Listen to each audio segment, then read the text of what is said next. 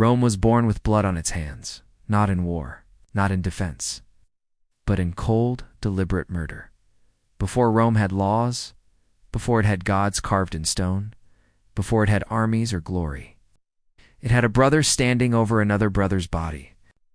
And instead of recoiling from that act, Rome sanctified it. That killing did not stain the city, it defined it.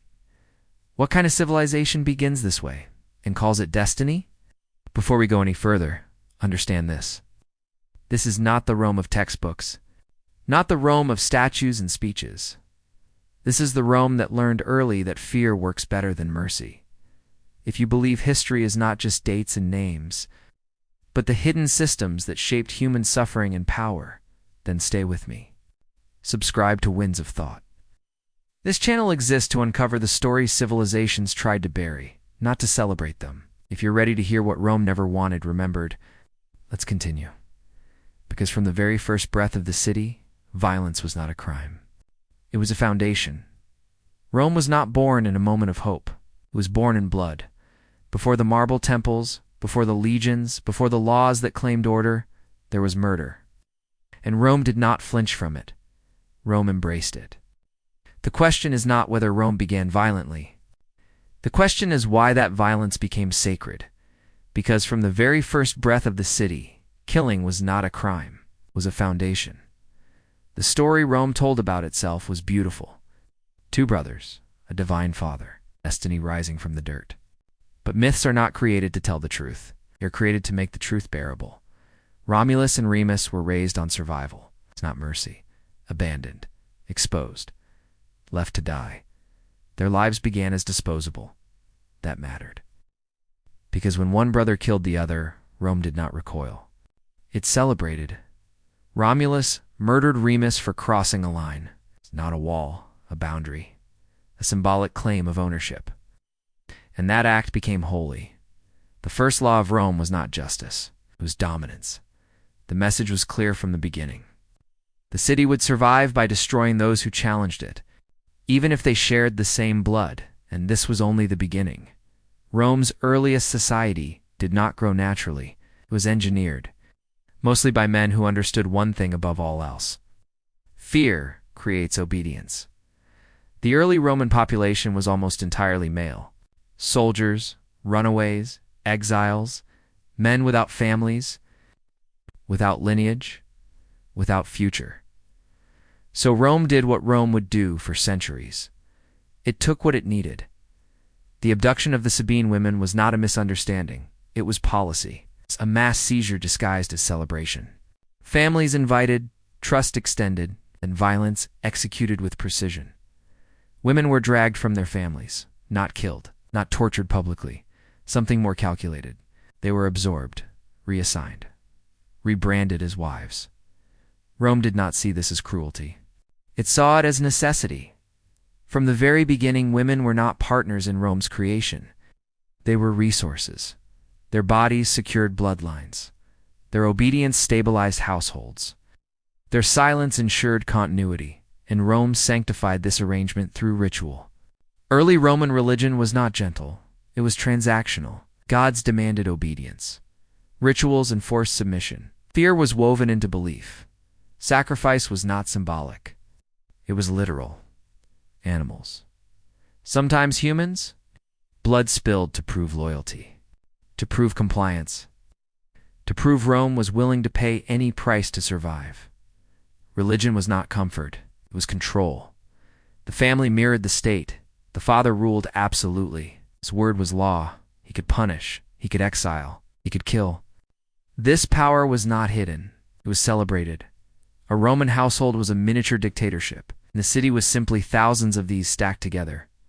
Children learned early that love was conditional. Obedience was safety. Resistance was danger. Fear was not a flaw in the system. It was the system. Rome's early laws were not written to protect the weak. They were written to prevent disorder, to define who belonged and who could be discarded. Justice was public. Punishment was visible. Mercy was rare. Execution was not hidden behind walls. It happened in the open, to teach, to warn, to remind everyone watching that Rome was not built for comfort. It was built to endure. But endurance has a cost, as Rome expanded. It absorbed neighbors the same way it absorbed women, through force, followed by assimilation. Those who submitted were allowed to live. Those who resisted became examples, and over time, violence stopped shocking anyone. It became tradition. The myths changed. The language softened. But the structure remained. Power flowed downward. Obedience flowed upward. And those crushed in between were rarely remembered. Rome taught its people that survival required sacrifice, and sacrifice required silence. This belief hardened into identity by the time Rome began. Calling itself civilized, brutality was already normalized. Children grew up watching punishments. Women grew up knowing their place was not chosen. Men grew up learning that authority was enforced, it's not earned. The city's greatness rested on a simple equation: control equals stability, and stability justifies everything, even murder, especially murder. History would later praise Rome for its law, its order, its innovation. But those achievements were built on a foundation that never changed.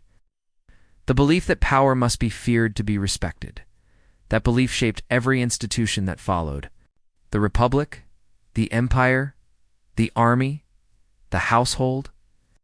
The arena Rome did not drift into cruelty. It was designed there, and that design began the moment Romulus raised his hand against his brother. The city never forgot that lesson. When leaders later ordered executions, they were echoing the first killing. When soldiers enforced obedience, they were reenacting the original boundary crossed.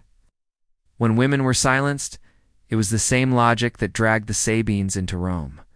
Violence was not corruption, it was continuity. Rome's founders did not hide their brutality. They wrapped it in myth. Myth gave violence permission to last. That is why Rome endured for centuries, and that is why its fall would be so complete.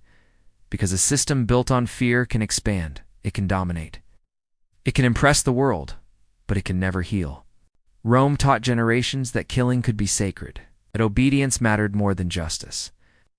That power was proven through force, and once those lessons are learned deeply enough, they do not disappear. They wait. They harden. They return. Rome was born from murder, and everything that followed carried that blood forward, quietly, efficiently, without remorse. The stones of the city still stand. The myths are still told. The grandeur still dazzles. But beneath it all, buried carefully beneath centuries of praise, lies the truth Rome tried to soften. Its greatness began with violence. Its identity was shaped by fear. Its destiny was sealed the moment it chose power over humanity. This was not an accident. It was a system. And systems once built do not forget how they began.